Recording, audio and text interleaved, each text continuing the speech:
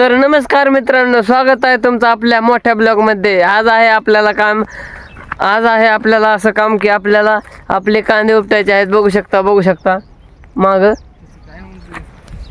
बघू शकता, हे दादानी आणि आईने त्यांनी काल कांदे उपटून ठेवले होते आणि आता आपल्याला कांदे उपटायचे आहेत. डीपी उजाळा झाला होता मित्रांनो, आवाज ह्याच्यात रेकॉर्ड झाला आहे का नाही माहीत नाही. आणि हे का मित्रांनो आपल्या तर मित्रांनो खूप ऊन झालं होतं, 11 वाजल्या होत्या.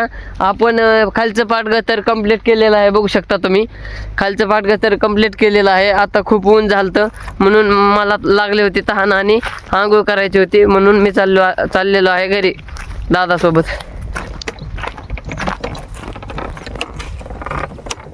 मित्रांनो आताच आलो होतो मी कांदे काढून, मला आंघोळ करायची होती. भेटूया आंघोळ केल्यानंतर.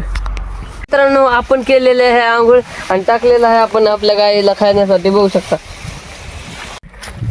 तर मित्रांनो 4 वाजलेले आहेत, मी परत आलेलो आहे कांदे उपटायला. बघू शकता. आणि यावेळेस जरा वेगळी पद्धत आहे कांदे उपटायची. बघू शकता कशी. तर हे बघा तुम्ही, आपण असे लाईनी बनवले आहेत, ह्यानी ऊन लागत नाही कांद्याला आणि कांदा शेप राहतो. बघू शकता हे.